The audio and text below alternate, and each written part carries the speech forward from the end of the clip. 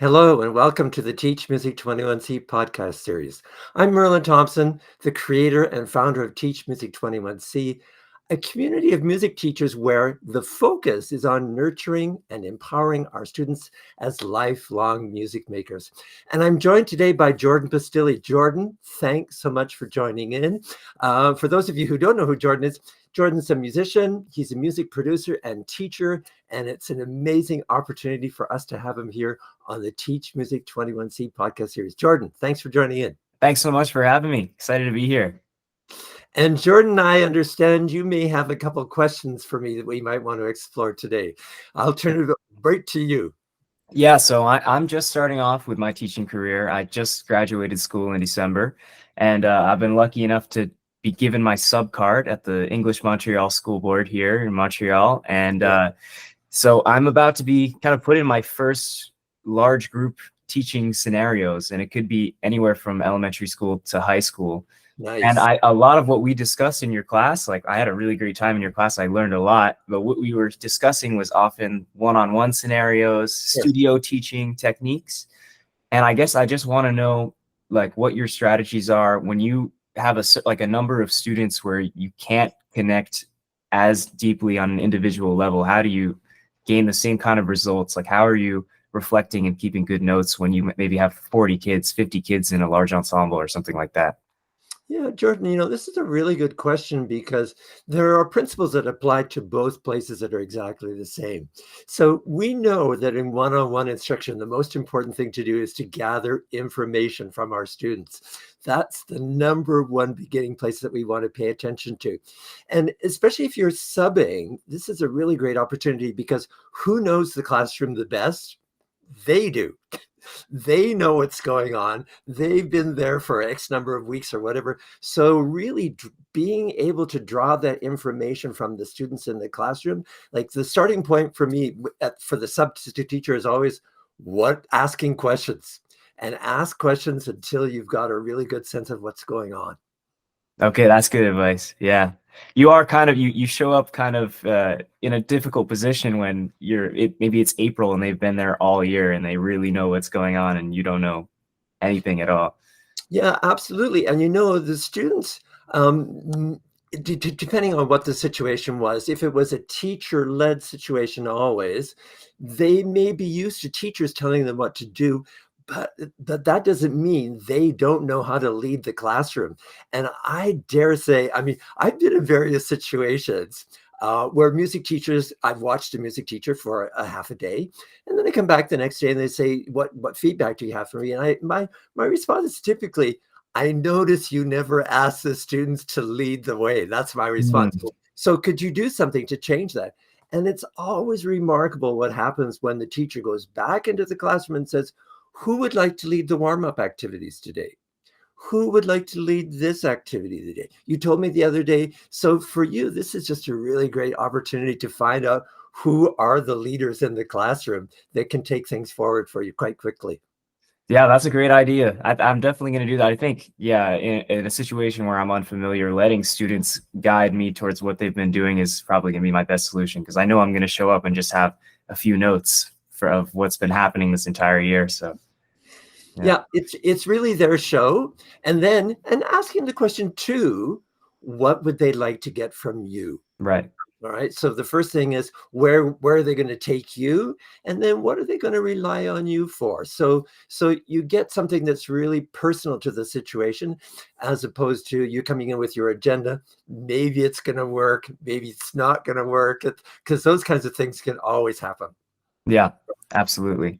Well, I wanted to say, like, in my interview process, I brought your book with me because I was nervous. I didn't go through an education degree. I went through a performance degree, and the class I took with you was one of the most like informative education courses I took. And so I brought the book with me, reading it in the hallway before going into my interview to like, what should I talk about? And, like, what can I say to impress these people?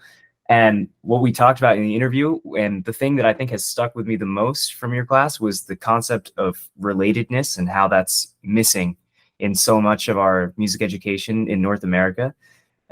And so I've seen this also since we've partied, like in real life. Like I have friends in the music scene that I play with that come from other places like Cuba, and they'll Sure. tell me stories about how music just exists within their life and within their culture so intrinsically.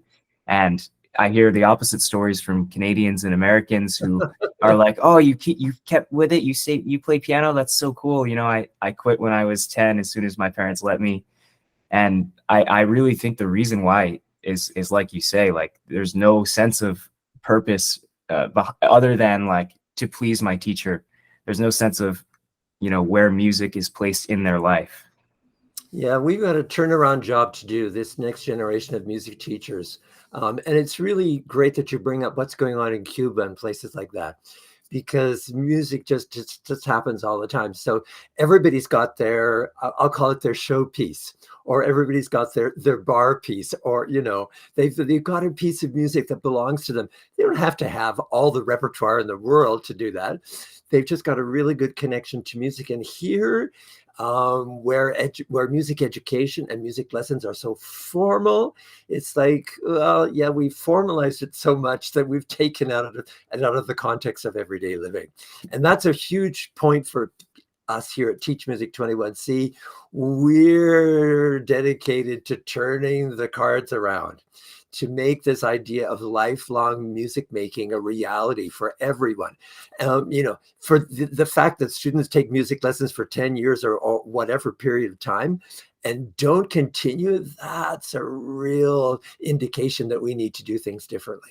No, absolutely. I agree. And I really want to, what I want to do going forward is incorporate. I mean, we talk a lot about how do you get a student to feel like they have ownership over their sound, right? And you can do that through repertoire. I mean, there's a lot of repertoire that you can play.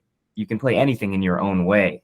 Yeah. But I think that is a harder connection for students to make than when they create something from scratch, especially in the early days. They maybe don't understand that they can play a set note, a set composition on the page in infinite number of ways, the way that like a seasoned classical pianist might know that they can do it.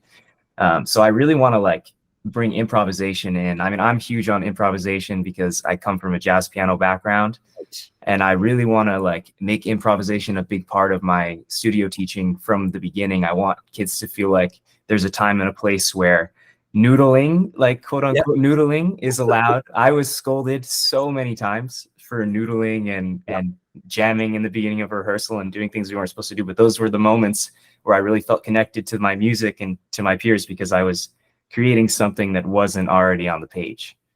So as a teacher then, for you, with this idea of improvisation as part of your teaching strategies, have you got a couple of tips? So I'm going to turn it back to you now. Have you got a couple of tips for music teachers out there who maybe struggle with this whole idea? Where do I start? What do I do? What's something that they can hold on to use as a tool to get things going? Absolutely. Well, I would say that setting limitations is the most important thing, because when you, especially with a young student, if you get them in the classroom for the first time and you just say, go, improvise, they're going to freeze up because there are 88 notes in front of them, an infinite combination of colors and patterns, and they have no idea where to start and what's good and what's bad. And so often we start, like I start my young students improvising with just the most basic level, and the first level of music is rhythm. I think for all that, I find this generally true, is that rhythm is the most important thing. So I might limit them to one note the first time, and we'll do a call and response exercise where we'll each have 4 bars each to improvise with just one note, a rhythm that we like. And I introduce, without even explaining to them, the idea of musical conversation, because if I hear them play a rhythm, I'll play it back to them at the beginning of my phrase.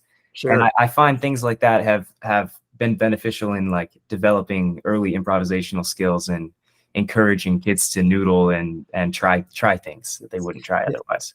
You know, I really appreciate what you're saying, because so typically, I mean, as a pianist, I love the fact that we can make harmony all the time and that we can have chord progression so easily. We can take control of all that. But what I appreciate about what you've just said is that before we go to chord progressions and anything else, let's get a rhythmic something happening that we can both contribute to. So thank you so much for that. That's amazing. Of course. Yeah. I mean, piano's a percussion instrument. I always tell people that too. The rhythm has to come first. We're hitting things just the same as a drummer or a percussionist is.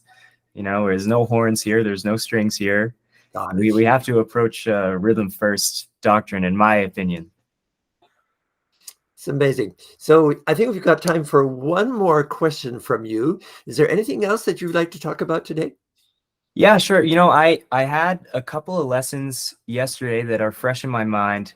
I had two students that both you know, hit me up on Instagram. They're adult students, and they're both already artists. They're people that are artists in their own right.